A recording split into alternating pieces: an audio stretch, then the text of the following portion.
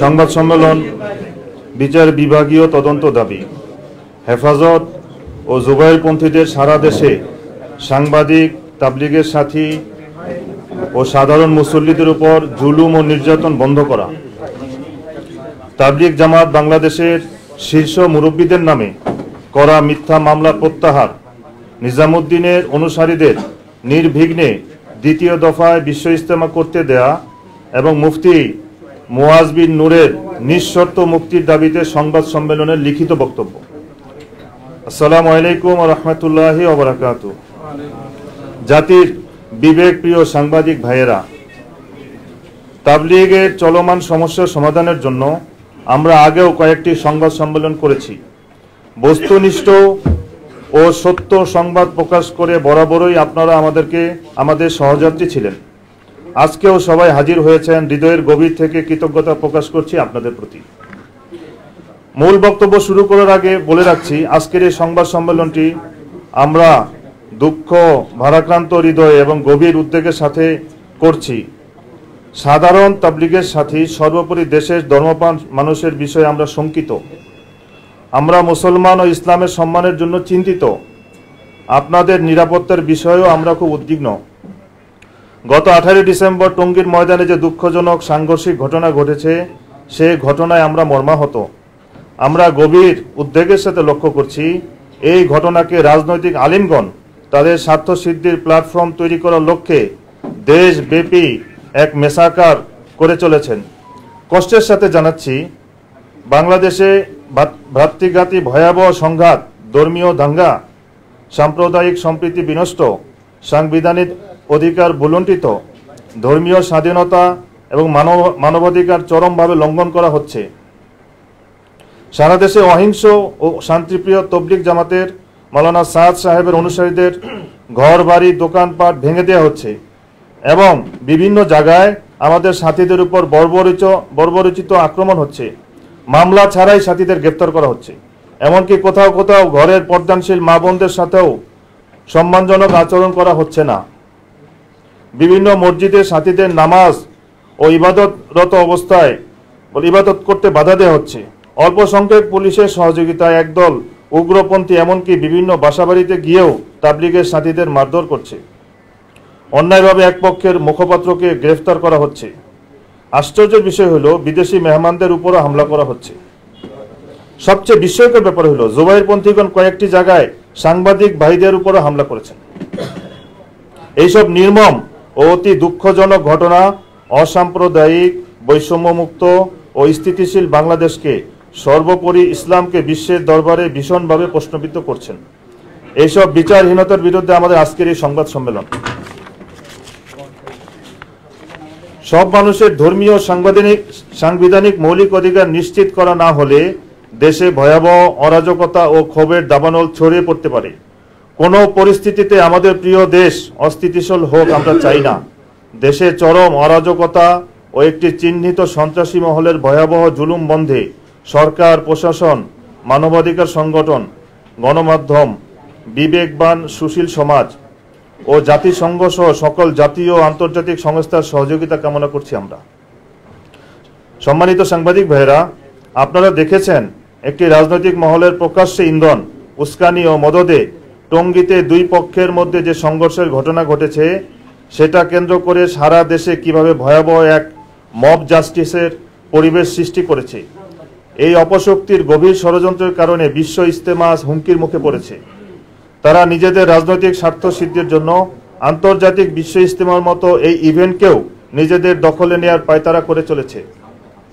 আপনারা জানেন, 20 ডিসেম্বর 2024 তারিখে ঐতিহাসিক টঙ্গীর তুরাগতীরে আমাদের পূর্ব নির্ধারিত জোর পুরানা তাবলিগের সাথীদের যে বাৎসরিক সম্মেলন হয়, তো করার লক্ষ্যে ময়দানে কাজের জন্য আমাদের শান্তিপ্রিয় তাবলিগের সাথীরা ইজতেমা মাঠের পশ্চিম তীরে শান্তিপূর্ণ অবস্থান গ্রহণ করেন।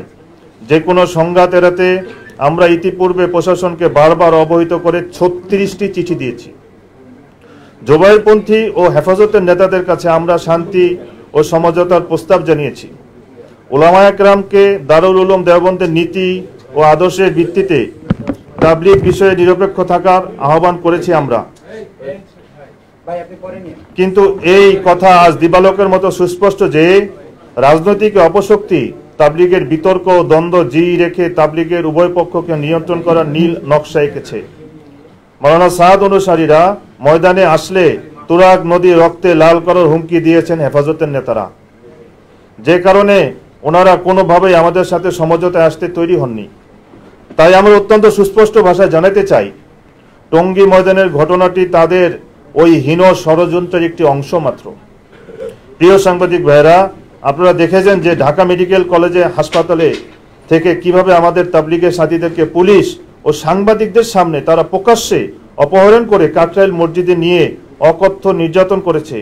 টঙ্গীর ময়দানে আমাদের সাথী ভাই বেলাল হোসেন নিহতের ঘটনাকে নিজেদের সাথী বলে উল্টো আমাদের নামে মিথ্যা মামলা করেছে। মুফতি মুয়াজ বিন নূরকে বাড়ি থেকে তার স্ত্রী সন্তানদের সামনে পুলিশের উপস্থিতিতে হেফাজত ও জুবায়ের পন্থীরা প্রচন্ড নির্যাতন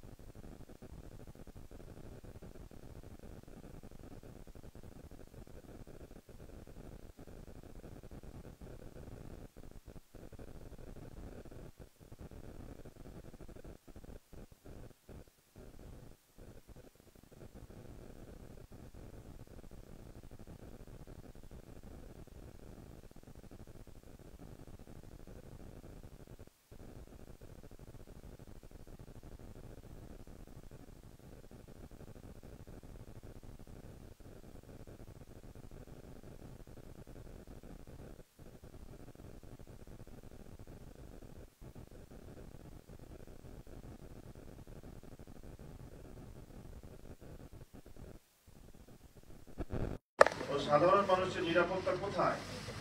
ঢাকা সহ আমাদের সকল মাদ্রাসা ও শিক্ষা প্রতিষ্ঠানের ছাত্র শিক্ষকদের উপর জুবাইরপন্থীরা হামলা করতেছে।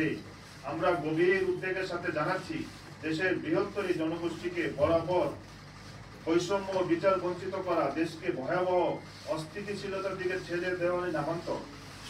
প্রিয় সাংবাদিক ভাইয়েরা, আমরা বলতে চাই, গত কয়েকদিনে হেফাজতের নেতাকর্মীরা সারা দেশে তাবলিগের সাথীদের বাড়ি ঘরে মাদ্রাসা মসজিদে যে ভয়াবহ তাণ্ডব চালিয়েছে তা বিভিন্ন দেশে উগ্রবাদী গোষ্ঠীর সংখ্যালঘু মুসলমানদের উপর ভয়াবহ নির্যাতন ছাড়িয়ে গিয়েছে। জুবাইরপন্থী ও হেফাজত কর্মীদের তৈরি মব জাস্টিস বিশ্বের দরবারে বাংলাদেশের সাম্প্রদায়িক বৈষম্যহীনতা ও সম্প্রীতির পরিবেশকে ভীষণভাবে প্রশ্নবিদ্ধ করছে। এসব ঘটনার সময় প্রশাসন কোথাও মামলা নিচ্ছে না, বিচারও পাওয়া যাচ্ছে না এবং সংশ্লিষ্টরা এগিয়েও আসছে না। মহামান্য প্রধান উপদেষ্টা ডক্টর ইউনূস সাহেবের মতো শান্তিতে নোবেলজয়ী ব্যক্তির আমলে এই চিত্র বর্তমান সরকারের উজ্জ্বল ভাবমূর্তিকে মারাত্মক ক্ষুণ্ণ করতেছে দেশে ও বিদেশে। প্রিয় সাংবাদিক ভাইয়েরা, টঙ্গীর ঘটনা নিরপেক্ষ তদন্ত করার জন্য আমরা বিচার বিভাগীয় তদন্তের দাবি জানাই। যারা এই ঘটনার সাথে জড়িত উস্কানিদাতা ও পরিকল্পনাকারী তাদের বিচারের আওতায় আনা হোক, এটাই আমাদের চাওয়া। বিচার বিভাগীয় তদন্ত কমিশন এমন ভাবে গঠন করা হোক যেখানে পূর্বের ফ্যাসিস্ট সরকারের প্রতিনিধিরা অবশ্যই থাকবে না, থাকবেন সকল রাজনৈতিক দলের প্রতিনিধি, সাবেক বিচারপতি, সুশীল সমাজ ও মানবাধিকার কমিশনের প্রতিনিধিগণ। যেহেতু বিষয়টি বিশ্ব ইজতেমা সংক্রান্ত এবং এর সাথে বিশ্বের বিভিন্ন দেশ ও বর্তমান সরকারের ভাবমূর্তির সম্পর্ক, কাজেই বিশ্ব ইজতেমা যদি না হয় বা সুষ্ঠুভাবে না হয় তাহলে বিদেশি মেহমানগণ আমাদের দেশে আসবেন না। এবং সরকারের সম্মান ও সুনাম যা সারা বিশ্বে, বিশেষ করে মুসলিম বিশ্বের চরমভাবে ক্ষুণ্ণ হবে।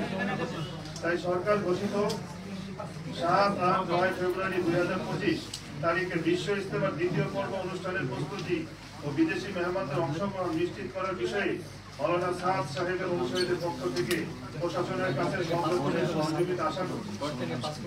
প্রসঙ্গত উল্লেখ্য, গত বছরের ইজতেমায় জুবাইরপন্থীদের বিদেশি মেহমান ছিল 1200 জন, আর নিজামুদ্দিন অনুসারীদের মেহমান ছিল 9000-এর উপরে। এই হিসাবে বিস্তারিত প্রশাসনের কাছে আছে। আমার প্রিয় সাংবাদিক ভাইয়েরা, আমরা আপনাদের মাধ্যমে প্রশাসন সহ গোটা জাতির কাছে স্পষ্ট করে বলতে চাই, তাবলীগের মূল ধারার কার্যক্রম দুনিয়া জুড়ে দিল্লি নিজামুদ্দিন মার্কাজ থেকে গত 100 বছর ধরে পরিচালিত হয়ে আসছে। নিজামুদ্দিন মার্কাজের সরাসরি তত্ত্বাবধানে প্রায় 66 বছর ধরে টঙ্গীর চুরাশটিতে বিশ্ব ইজতেমা অনুষ্ঠিত হয়ে আসছে। নিজামুদ্দিন মার্কাজের অনুসারীদেরকে কাকরাইল মসজিদ, টঙ্গীর বিশ্ব ইজতেমা এবং মসজিদে আমল করতে বাধা দেওয়া মানে মূলত দেশের দাওয়াতের মেহনত ও বিশ্ব ইজতেমাকে হুমকির মধ্যে ফেলে দেওয়া। বাংলাদেশ সহ সারা পৃথিবীর কোটি কোটি নিজামুদ্দিন অনুসারী তাবলীগের সাথে কোনোভাবে এই বৈষম্য মেনে নেবে না এবং নিতে পারে না। তাই আপনাদের মাধ্যমে সরকার ও গোটা জাতির সামনে আজকে সাংবাদিক সম্মেলন থেকে আমরা নিচের দাবিগুলো পেশ করছি। 1 নম্বর, তাবলীগ জামাতের বিশ্ব আমির হযরত মাওলানা সাদ কান্দলভীর অনুসারী সকল মুরব্বীদের নামে করা সকল মিথ্যা মামলা প্রত্যাহার করতে হবে। 2 নম্বর, মজলুম কারাবন্দী আলেমে দ্বীন মুফতি মুয়াজ বিন নূরকে অতি সত্বর নিঃশর্ত মুক্তি দিতে হবে। 3 নম্বর, কাকরাইল মসজিদ, টঙ্গীর বিশ্ব ইজতেমা ও সারা বাংলাদেশের মসজিদ ভিত্তিক তাবলীগের কাজকে সমান অধিকারের ভিত্তিতে পরিচালনার পরিবেশ তৈরি করে দিতে হবে। 4, তাবলীগের যে কোনো বিষয়ে হেফাজত বা জুবাইরপন্থীরা এক পক্ষের ব্যক্তিদের সাথে বসে সিদ্ধান্ত গ্রহণ পরিহার করতে হবে। অতি দুঃখের সাথে বলছি, মহামান্য স্বরাষ্ট্র উপদেষ্টা ও ধর্ম বিষয়ক উপদেষ্টার মধ্যে আমরা এই বিষয়ে সদিচ্ছার যথেষ্ট অভাব পরিলক্ষিত করছি। তারা বিচার বিশ্লেষণ ও বিচার বিভাগীয় তদন্ত এবং মীমাংসার আগেই এক পক্ষের হয়ে যেভাবে কথা বলছেন, সেসব গোটা জাতিকে হতাশ করতেছে। 5, সঠিক সময় আমাদের কাকরাইল মসজিদ এবং টঙ্গী ইজতেমা ময়দান বুঝিয়ে দিয়ে আমাদের বিশ্ব ইজতেমার নির্দিষ্ট তারিখে ইজতেমা অনুষ্ঠান করার সকল কার্যক্রম নিশ্চিত করতে হবে। 6, সারা দেশে জুবাইরপন্থী ও হেফাজত কর্মীরা নিজামুদ্দিনের অনুসারীদের উপর যে জুলুম ও নির্যাতন চালাচ্ছে, সেই সবার বিরুদ্ধে কঠিন ব্যবস্থা গ্রহণ করতে হবে। 7, বারবার তাবলীগের সাথীদের এমন সংঘর্ষ করতে না হয় সেই জন্য রাজনৈতিক ব্যক্তি ছাড়া তাবলীগের উভয় পক্ষকে নিয়ে সমঝোতার পরিবেশ তৈরি করতে হবে। আর বিদেশ থেকে আসবেন এমন মেহমানদের ভিসা সংক্রান্ত যাবতীয় ইন্তজাম দ্রুত সম্পন্ন করতে হবে। 9, সারা দেশে তাবলীগের সাথীদের পরিচালিত মসজিদ ও মাদ্রাসা সহ বিভিন্ন শিক্ষা প্রতিষ্ঠানের নিরীহ ছাত্র ও শিক্ষকদের নিরাপত্তা নিশ্চিত করতে হবে। 10, যে কোনো অবস্থায় সাধারণ মুসল্লি, গণমাধ্যম কর্মী ও সাংবাদিকদের নিরাপত্তা নিশ্চিত করতে হবে। এসব হামলা ও উগ্রতার কাজে মাদ্রাসার অবুঝ ছাত্রদের ব্যবহার করা যাবে না। তাবলীগ জামাত বাংলাদেশ এর উলামায়ে কেরাম এবং সর্বসাধারণ ধর্মপ্রাণ মুসল্লিগণের পক্ষে। প্রশ্ন আছে? আচ্ছা, প্রশ্ন হচ্ছে প্রথমত আপনারা এই যে আমরা এর আগে দেখেছি যারা জুবাইরপন্থী তারা বলছে যে আমরা আসল তাবলীগ, আর আপনাদেরকে বলা হচ্ছে সাদপন্থী।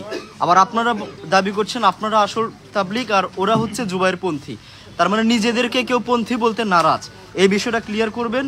এবং তারপরে আরেকটা বিষয় হচ্ছে আপনারা পরস্পরকে সন্ত্রাসী ট্যাগ দিচ্ছেন, তাহলে তো আসলে উভয় পক্ষই সন্ত্রাসী হয়ে যাচ্ছে যেহেতু একজন আরেকজনকে বলছেন।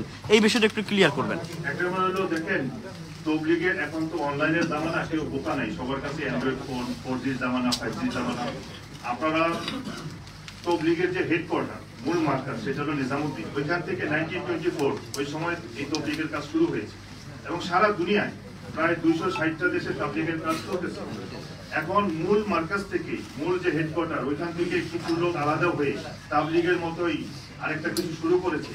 তা আপনারা বলেন তাহলে মূল তাবলীগ কারা হবে? অনেকে আছে মাদ্রাসা, একটা বড় মাদ্রাসা, এখানে 30 জন উস্তাদ আছে, তো এটা হলো মূল মাদ্রাসা। কিন্তু এখান থেকে আলাদা হয়ে 2-1 জন উস্তাদ আলাদা হয়ে আরেকটা মাদ্রাসা তৈরি করলো। এখন আপনারাই বলেন মূল মাদ্রাসা কোনটা। এই জন্য এটা একটা মানুষকে ধোকা দেওয়ার জন্য বা মানুষকে বলদ বোঝানোর জন্য একটা কথা, মানুষকে আক্রমণ করার জন্য কথা যে জুবায়েরপন্থী সাতপন্থী। আমরা তো সাতপন্থী বলি না, আমরা বলি নিজামুদ্দিনের অনুসারী। বিশ্বের সারা দুনিয়াতে যত মার্কাজ আছে সমস্ত মার্কাজ নিজামুদ্দিন হলো হেডকোয়ার্টার, যেটা দিল্লিতে অবস্থিত। তো ওই অনুসারী হয়ে কাজ করতেছে। আচ্ছা, আর এটার সাথে সম্পৃক্ত আমি আরেকটা প্রশ্ন উত্তর দিয়ে দিই। ওনারা আমাদেরকে বলতেছে ইদানিং যে আমরা ভারতপন্থী, ভারতের সাথে সম্পৃক্ত।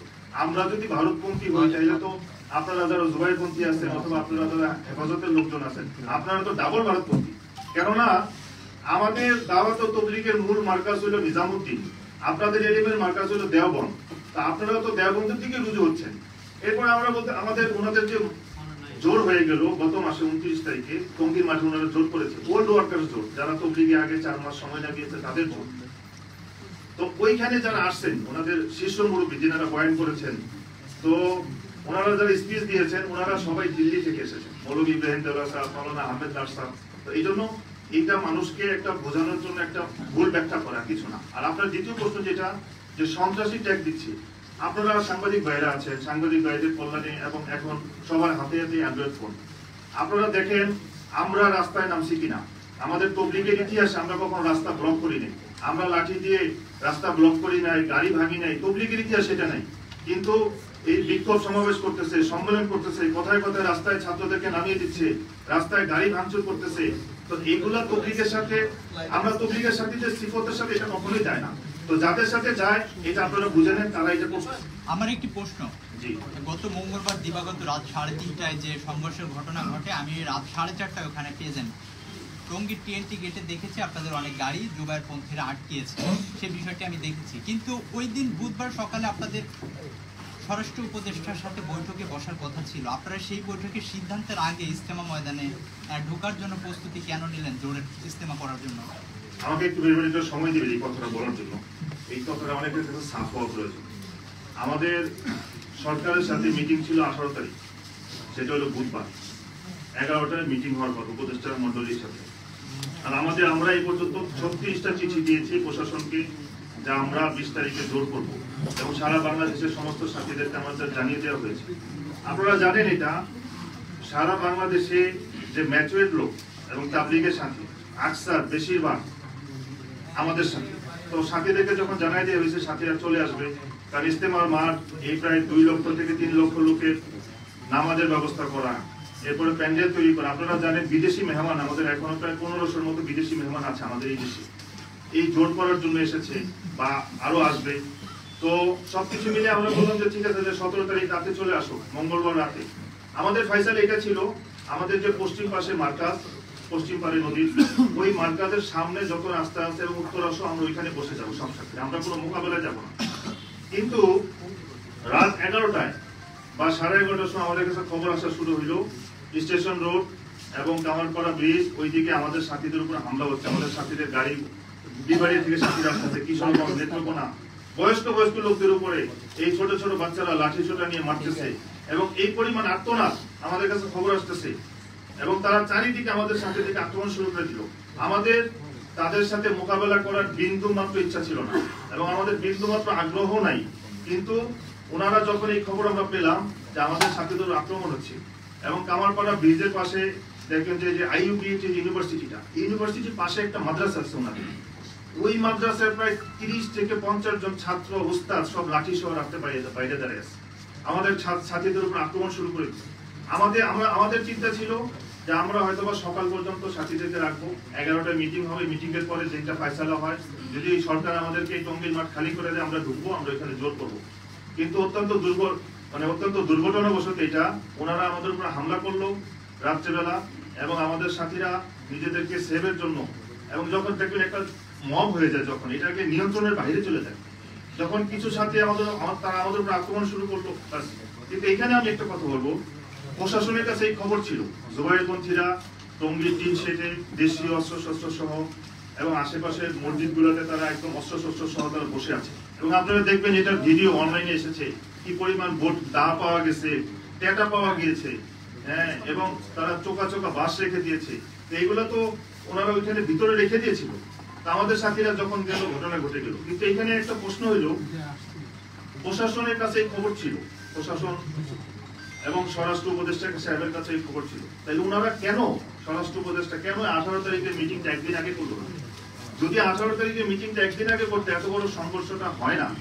কারণ ওনারা, আপনারা জানেন, প্রশাসনের কাছে, র্যাব প্রশাসন হোক, পুলিশ প্রশাসন হোক, সেনাবাহিনী হোক, সবার কাছে আপনারা জিজ্ঞাসা করেন যিনারা নিজামুদ্দিনের অনুসারী, তিনারা উচ্ছৃঙ্খল কিনা, তিনাদের আখলাক কেমন, তিনার আচার আখলাক কেমন। আমরা তো 7 বছর ধরে মাইর খাচ্ছি। 2016 পর থেকে এই পর্যন্ত আমাদের প্রায় 10 জন সাথীকে তারা নিহত করছে, হাজার হাজার সাথী আহত করছে। আপনাদের জ্ঞাতার্থে আরেকটা কথা বলি, এই যে 18 তারিখের ঘটনার পর থেকে এই পর্যন্ত আমাদের সাথীদের উপর এই পরিমাণ নির্যাতন হচ্ছে, ঘরে ঘরে গিয়ে আক্রমণ হচ্ছে, ঘরে ঘরে গিয়ে, এবং আমাদের সাথীদের দোকানের মধ্যে, ব্যবসা প্রতিষ্ঠানের মধ্যে আক্রমণ করতেছে। এরা বলা চলে যে এরকম একটা অবস্থা, মসজিদের মধ্যে সাথীদেরকে বের করে দিচ্ছে, মসজিদের মধ্যে মারতেছে। এগুলো দেশের মধ্যে একটা অস্থিতিশীল পরিবেশ সৃষ্টি করতে চাচ্ছে। এই জন্য আমি এটা বলবো যে আমাদের যিনি মহতারাম স্বরাষ্ট্র উপদেষ্টা সাহেব আছে, উনি যেদিন সংবাদ সম্মেলন করলেন, মৌলানা মামুনুল হক সাহেব পাশে, জুনায়েদ আল হাবিব সাহেব পাশে, মৌলানা রবিউল হক সাহেব উনি সুরা ওই পন্থে, উনি বাম পাশে বসে এক কোনায়, কিন্তু কথা বলতেছে মামুনুল হক সাহেব। মামুনুল হক সাহেব তো তবলিগের কেউ না, আমরা তো দেখিনি কখন মামুনুল হক সাহেব তো তবলিগ। এবং আপনারা সাংবাদিক ভাইরা কিছু প্রশ্ন করেছিলেন জনাব স্বরাষ্ট্র উপদেষ্টা সাহেব, তো উনি সরাসরি বলতেছে অবশ্যই ওনাদেরকে আইনের আওতায় আনতে হবে, আমার ভাইয়েরা মামলা করুক, আমরা অ্যাকশনে যাব। এরপরে সাংবাদিকরা বললেন যে সাতপন্থীরা ইস্তেমা করতে পারবে কিনা, বললেন যে আমার ভাই একটা ভালো পরামর্শ দিয়েছে। সব কথা আমার ভাই, সব কথা। একজন সাংবাদিক ভাই প্রশ্ন করলেন যে এই অবস্থায় সরকারের অবস্থান কি। উনি একটা কথা বললেন, সরকার, এরপর একটা কমা দিলেন, কমা দিয়ে বললেন আমি বলবো আমার ভাইয়েরা আলোচনা করুক। তো আমার ভাইয়েরা আলোচনা করে তো সমাধান করতে পারবে না। মৌলানা মামুনুল হক সাহেব তো পারত, ওনার যে স্ট্যাটাস ছিল, ওনার যে খানদান, বাংলাদেশের ইতিহাসে ইসলামের মধ্যে ওনার খানদানের অনেক অবদান, আমরা মনে করেছিলাম যে উনি হয়তো এটার একটা সমাধান করে দিবেন। কিন্তু উনি তো এই আগুনের মধ্যে পানি না ঢেলে কেরোসিন ঢালছে, উনি তো এই আগুনের মধ্যে পানি না ঢেলে অকটেন ঢালছে। এখন উনি তো তৃতীয় পক্ষ, উনি তো আগুন কেন জ্বালায় রাখছে, উনি সমাধান কিভাবে করবে? জনাব উনি যে মহতারাম স্বরাষ্ট্র উপদেষ্টা সাহেব, উনি ভাবছিলেন এটা মনে হয় খুব সামান্য একটা বিষয়। এটা দুইটা কারণ হইতে পারে। এটা হইতে পারে যে উনি এই ব্যাপারে উদাসীন, যে না এটা একটা সামান্য বিষয়, এটা সমাধান হয়ে যাবে। অথবা উনি ভাবছিলেন যে উনি ব্যস্ত অন্য কোনো কাজে, এই কাজে সময় দিতে পারেন। কিন্তু এত বড় সংঘর্ষ, এত বড় মজমা আসতেছে, প্রায় 3 লক্ষ মজমা, এটা জনাব স্বরাষ্ট্র উপদেষ্টা সাহেব আগে থেকেই জানতেন। কিন্তু আমাদের কাছে কষ্ট লাগছে, এটা 13ই ডিসেম্বর আমাদের সাথীদের উপরে হামলা হইল, গাড়ি ভাঙচুর হইল, আমাদের জনাব রেজা আলী ভাই, আমাদের মহিবুল্লাহ ভাই, আতাউর রহমান ভাই, বশির সিকদার সাহেব ওই গাড়িতে ছিল। এবং আপনারা দেখছেন ওই ভিডিও, সন্ত্রাসী স্টাইলে গাড়ি জ্বালাই দিতে যাবে, কিন্তু আমাদের টঙ্গী ডিসি সাহেব এসে এই গাড়িকে বাঁচালো, গাড়ি ছেড়ে দিল। আমাদের বশির সিকদার সাহেব মারাত্মকভাবে আহত হলো। আমরা মামলা করলাম 15 জনের নামে, এই পর্যন্ত একজনও অ্যারেস্ট হয় নাই। আমরা মামলার এই ব্যাপারে কোনো অ্যাকশন দেখি নাই। কিন্তু যখন এই 18 তারিখ ঘটনা ঘটলো, তো আমরা মামলা করতে গেলাম, আমাদের এক সাথী মারা গেছে বেলাল ভাই, আমরা মামলা করতে গেলাম, আমাদের মামলা নিল না। আমাদের মামলা না নিয়ে বরঞ্চ স্বরাষ্ট্র উপদেষ্টা সাহেব পাশে মামুন সাহেবকে বসে বলতেছে আপনারা মামলা করেন, আমরা অ্যাকশনে যাব। ওই দিন রাতেই মামলা হলো, আমাদের শীর্ষস্থানীয় মুরব্বীদের নামে মামলা করা হইলো, এবং মুফতি মুয়াজ বিন নূর অ্যাকশনও হয়ে অ্যারেস্ট হয়ে গেল, এবং ওনাকে রিমান্ডও দেওয়া হইলো। আমরা তবলিগের ইতিহাসে, বাংলাদেশের কথা বলছি, বাংলাদেশের তবলিগের ইতিহাসে দেখি নাই তবলিগ করার কারণে কোনো আলেম অ্যারেস্ট হয়েছে এবং রিমান্ড হয়েছে। আর 2 নম্বর হলো যে জনাব স্বরাষ্ট্র উপদেষ্টা সাহেব, আমি একটা কথা বলি, স্বরাষ্ট্র উপদেষ্টা সাহেব তো শুধু হেফাজতের জন্য না, স্বরাষ্ট্র উপদেষ্টা সাহেব তো শুধু জুবাইর পন্থীদের জন্য না, উনি পুরো বাংলাদেশের সকলের জন্য স্বরাষ্ট্র উপদেষ্টা। উনি অভিভাবকের চেয়ারে বসে কিভাবে একটা পক্ষ নেই, ওনার তো উচিত ছিল যে 2 ভাই মারামারি লাগছে, অভিভাবক এসে এখন মিলমিশ কিভাবে করা যায় ওইটা চেষ্টা করা। এই জন্য আমি মহতারাম ডক্টর ইউনূস সাহেব আছেন আমাদের, উনি এখন দেশের প্রধান এবং আল্লাহ তাআলা ওনাকে দেশের জনগণের খাদেম বানিয়েছেন। আমি ওনার কাছে দরখাস্ত এবং গুজারিশ এটা, যে আপনি যে ডিপার্টমেন্টকে দায়িত্ব দিয়েছেন ওনারা এটা ফেল, ওনারা পারবে না, কারণ ওনারা একটা পক্ষ নিয়ে নিচ্ছে। এই জন্য আপনি দোনো পক্ষের শীর্ষস্থানীয় মুরব্বী যারা আছে ওনাদেরকে নিয়ে অতি সত্বর বসেন, আপনি যদি বসেন এই দোনো পক্ষের শীর্ষস্থানীয় মুরব্বীকে দিকে নিয়ে, এখানে তৃতীয় কোনো পক্ষ থাকবে না, এই সমস্যার অনেক সহজে সমাধান হয়ে যাবে। একটি প্রশ্ন লাস্ট একটু প্লিজ, সেটি হচ্ছে